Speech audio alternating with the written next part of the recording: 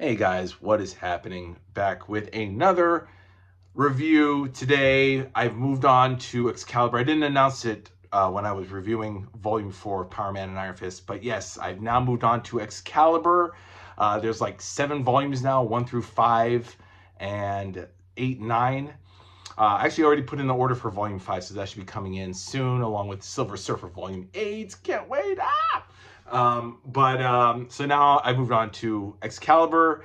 Volume 1, the sword is drawn. Full disclosure, guys, Excalibur is probably my least favorite of the X titles. And we were talking about Uncanny X-Men, X-Factor, X-Force, New Mutants, Wolverine, Deadpool, and Excalibur, Generation X, so there's a lot of X titles. Cable had his own series.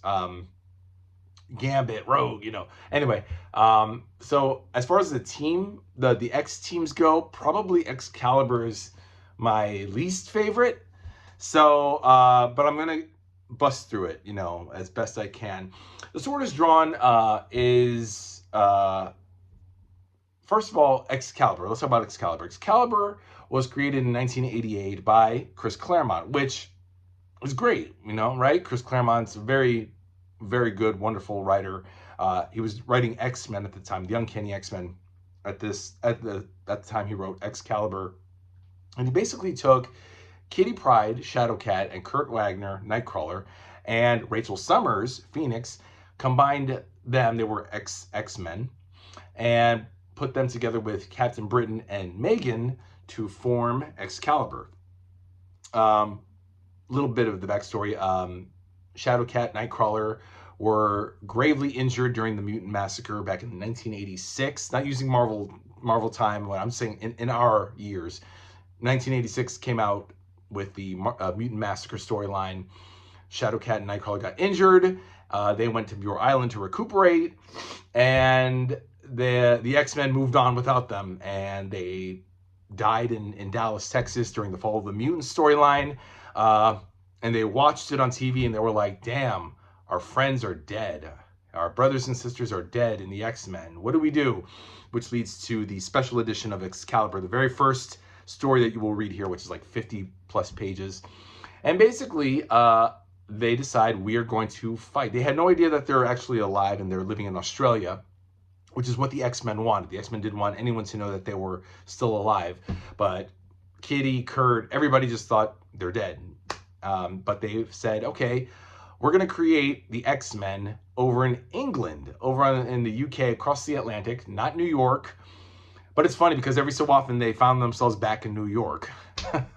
Like during Inferno, the Inferno storyline took place in this issue 6 and 7, and they dealt with the demons over there. Nestir, the Goblin Queen, Madeline Pryor. Megan turns into the Goblin Princess, which I didn't know.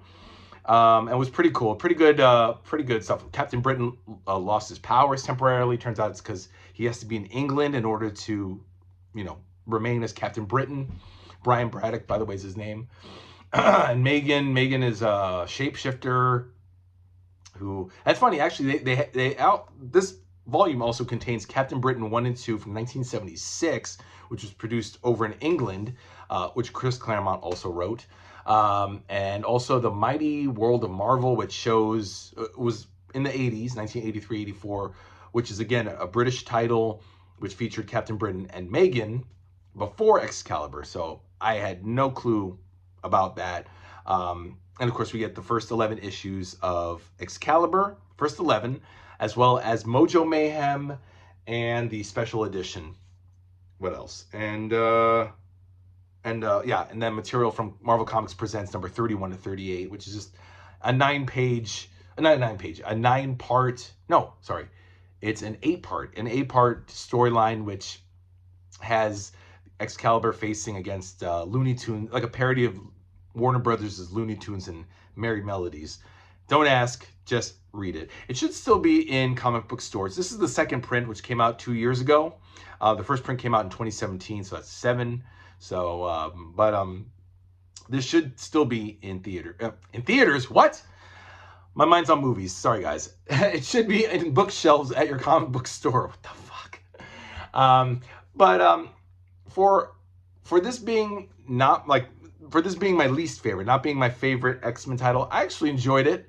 Of course, we have Chris Claremont doing pretty much all of the writing. Alan Davis, who's one of my favorite pencilers, doing the artwork, and Paul Neary, his not his partner, but his frequent collaborator on the ink. So you had Chris Claremont, Alan Davis, and Paul Neary doing like all of the Excalibur stories and pretty much some of the other miscellaneous titles in here. I think Alan Davis does both the writing and the artwork in the but the Mighty Marvel World, and also the I think he also did the Marvel Comics Presents, or I think it was somebody else. It was no, Michael Higgins. Anyway, but Chris Claremont's writing is all that matters, primarily in the Excalibur stories. But we get an introduction to Excalibur facing off against Juggernaut, facing off against the Crazy Gang, Arcade and the Crazy Gang, make everybody's life miserable.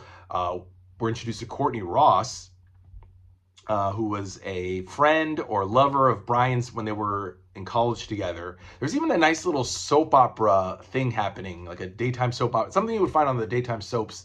It's like a love triangle, or actually a love square, where Brian loves Courtney Ross, Megan loves Brian, and Kurt loves Megan, but nobody loves Kurt because Kurt's a demon. But it's like everyone's chasing after everyone else.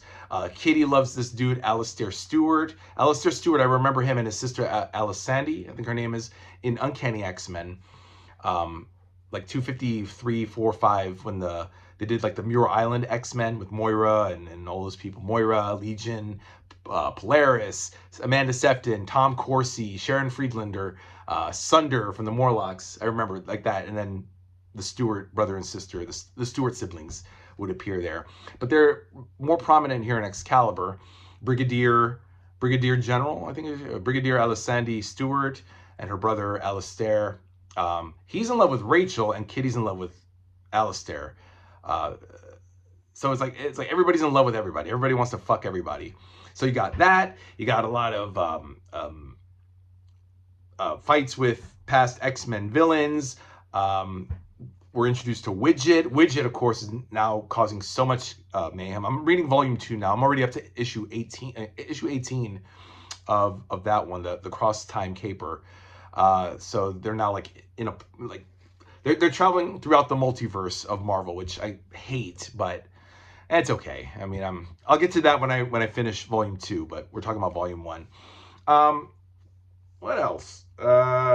Yeah, crazy. Oh, the X-Babies. The X-Babies appear. Oh, they're so annoying, the X-Babies. Gatecrasher and her group, the TechNet and the Warwolves. I mean, there's so much happening, and everyone. It seems also that Kitty gets kidnapped a lot. Like, Kitty's the damsel in distress, and everybody has to save her ass. And it's like rinse and repeat all over again. And there's also Lockheed, the dragon, which is cool. So you got Lockheed and Widget as the pets of the group. Everyone's moved into the lighthouse.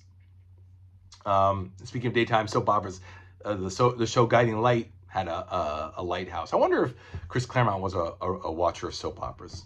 I know Stan Lee was, because Stan Lee used to drop those little references. But I digress. But for the most part, guys, Excalibur is good. Not as great as X-Men. I feel Claremont is doing the best he can, but the characters are a little bit boring. A little bit, pretty boring.